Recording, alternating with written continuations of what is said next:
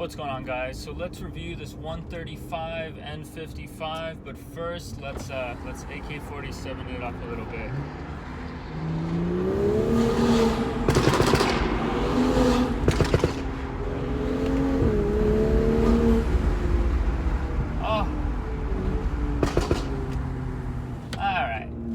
So I've had this 135 for a little less than a year now, and so far, man, this car has been fun. So I'm gonna review this car basically based on 4 things. So let's talk about the speed of it, the handling, the tunability, and the reliability of it. Because it is a BMW, reliability does have to get brought up. Go on to a smoother road. So let's start off with speed. Before even touching or modding or doing anything on the car definitely does pack a punch. 300 wheel torque is nothing to laugh about. It is a fun car to be in and a fun car to drive. The beauty of this car is you're definitely not limited to 300 and 300. It's very easy for you to make a lot of power with not a lot of money, which I'll get into when we talk about tuning. The next thing that I really wasn't expecting from this car, R8. Very nice R8. Now the next thing is handling. Now, I have driven older BMWs. I've had very hit or miss experiences. Some of them have driven extremely well. Some of them, I think the shocks have just been blown out and worn out from years and years of use and never being rebuilt. So I wasn't expecting much as far as the handling department from this car.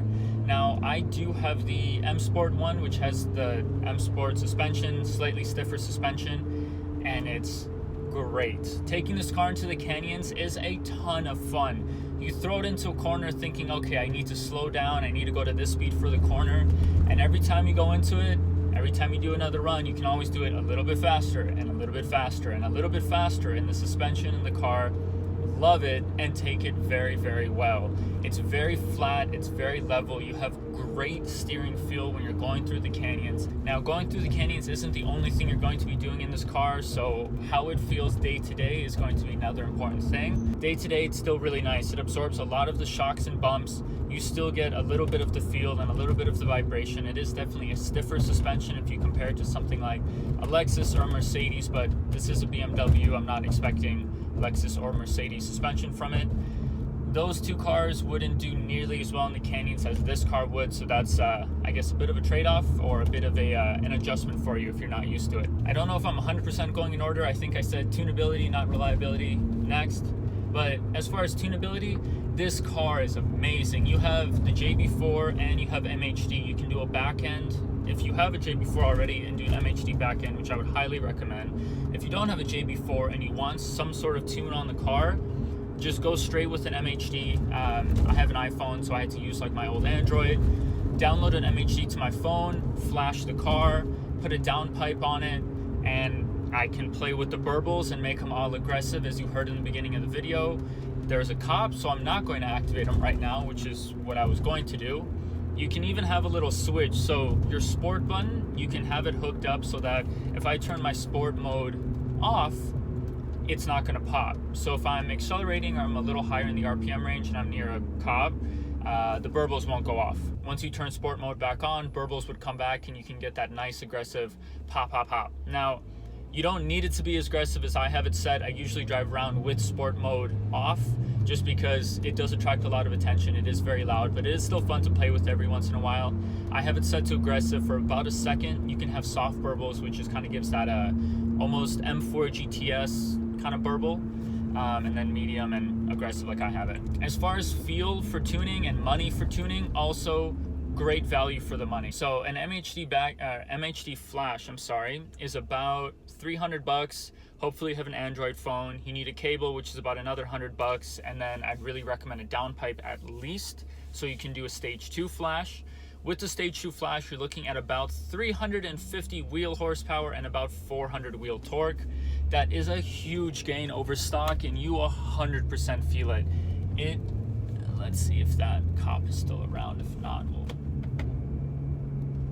I think he's gone.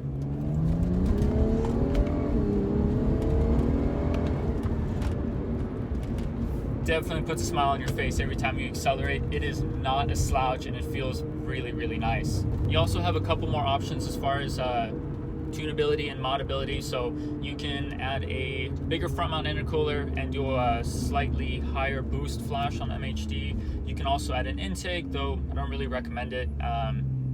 Gives you some nice sound, but I've noticed it kind of gives some drivability issues.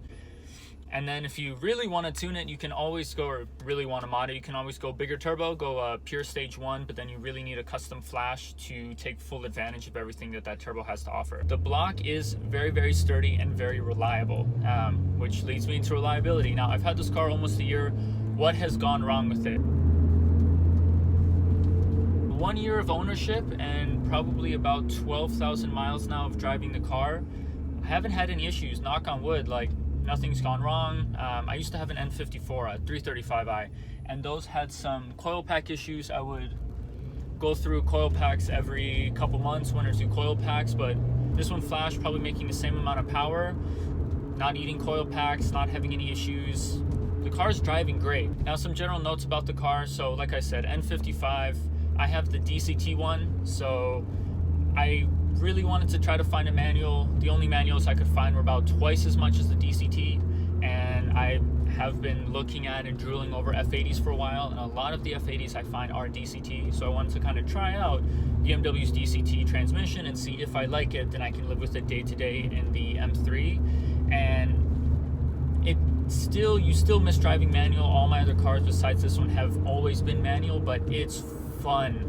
It instantly downshifts, shifts going up are instantaneous. You get nice little burbles and flutters and things when you go between gears. It's a fun transmission to play with. It's not slow, it's not a slouch.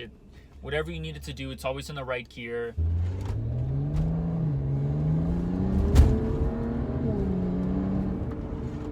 So now to sum up, the speed is definitely there. The car's quick, it's not a slouch. Handling's there, does great in the canyons, does great day to day, is reliable. Have owned the car for the last year, driven it probably 12,000 miles, haven't had any issues, which is really, really nice. And tunability, you have a ton of tunability options. Now, this car isn't all positives and no cons. There are a couple things that bug me about the car. One of the things is, when I look at the back of the car and the side profile of the car, I absolutely love it. I like the taillights, I like the body line from the side, but the front is just, it looks like it's always doing this. And I don't know why, I just don't like it. Imagine just looking at a car that's just always doing this. So the headlights could have been a little smaller. Now, there are some things you can do to kind of play around with that. You can open up the headlights, black them out, and put like a 1M rep front bumper, or open up the headlights, black them out, and then put a front lip. Which at some point I may end up doing, but it's not a huge deal. If anything, I'll probably just black out the headlights, leave the front bumper as is. One thing I didn't touch on was price. These cars have depreciated quite a bit, which is good for us who want to buy the cars now. So I got mine clean title, second owner, I believe, with about 70-something thousand miles on it, for about $10,000. There was a couple things I looked for. So I wanted DCT, so you need a 2012 plus or 2011 plus, I'm sorry. And I wanted the M Sport one. So what do you get with the M Sport? You get the slightly nicer suspension, significantly better seats, and you get a nicer headliner and a nicer steering wheel. Now, if you can find an M Sport one, I really, really recommend it. It makes a big difference. Overall, I definitely recommend the car. It kind of checks all the boxes for me, and I'm sure for a lot of other people. You can tune it very easily, handles great, it's a quick car. It isn't expensive and it's reliable. It's just a great all-around package, and it is just a fun car to drive. I've let my friends drive this car, and I usually end up getting offers from them for them to buy the car for me, and I'm like, no, like, I love it as a daily driver. I want to keep this car for a long time. So that being said, if you guys are able to, if you can get your hands on one, if one of your friends has one, go out and drive one and have some fun with it. I'm sure you won't regret it. Let's do one more quick pull. Tunnel.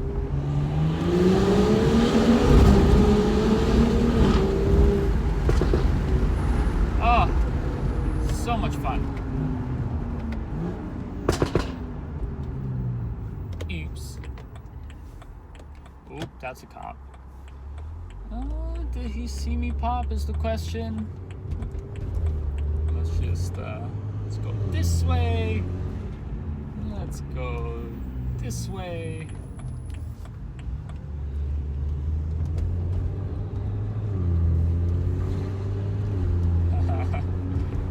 don't think he saw me pop, but I guess we'll see in a second. Okay, squeaky brakes going through a neighborhood. It's still not behind me.